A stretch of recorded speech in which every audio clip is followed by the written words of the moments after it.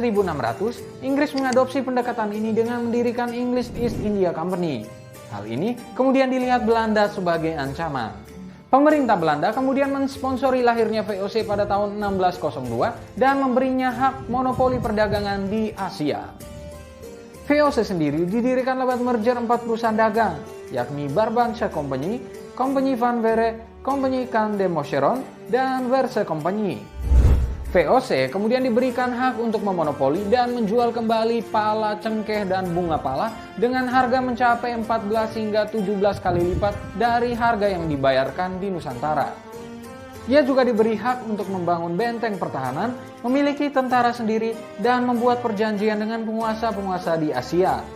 VOC bahkan boleh memaklumkan perang atau menyatakan perdamaian, menduduki wilayah di luar Belanda, pemerintah daerah tersebut mengeluarkan mata uang hingga memungut pajak. Tak heran banyak yang menyebutnya sebagai negara di dalam negara.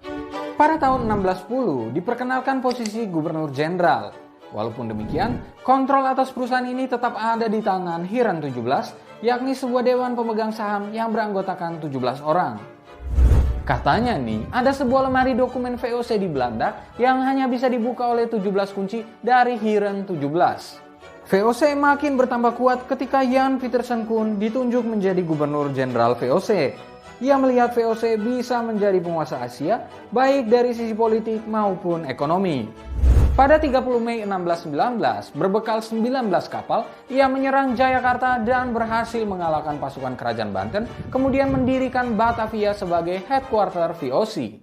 Kemudian, pada tahun 1620, hampir seluruh tanaman di Kepulauan Banda digantikan dengan cengkeh dan pala untuk kebutuhan ekspor. Program ini membuat VOC terus berkembang pesat menjadi kekuatan yang sangat besar. Hingga tahun 1669, VOC menjadi perusahaan terkaya dalam sejarah dengan aset 150 perahu dagang, 40 kapal perang, 50.000 pekerja, 10.000 tentara, dan pembagian dividen hingga 40%. WOW alias wow.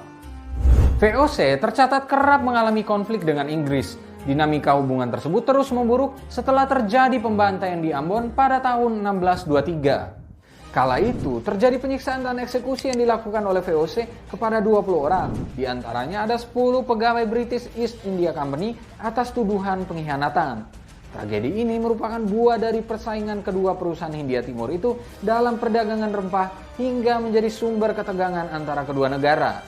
Persaingan ini akhirnya memuncak dalam Anglo-Dutch Wars antara Inggris dan Belanda pada tahun 1652 sampai 1784 yang terjadi dalam 4 tahap. Pasca perang tahap keempat antara tahun 1780 sampai 1784, VOC berangsur mengalami krisis finansial. Jan de Vries dan Ed van der Woude dalam The First Modern Economy menyebutkan beberapa faktor yang menyebabkan VOC mengalami kemunduran, mulai dari perubahan peta politik dan ekonomi di kawasan Asia, tingginya angka kematian pekerjanya, korupsi yang menjangkiti para petingginya, serta kebijakan dividen besar yang membebankan perusahaan.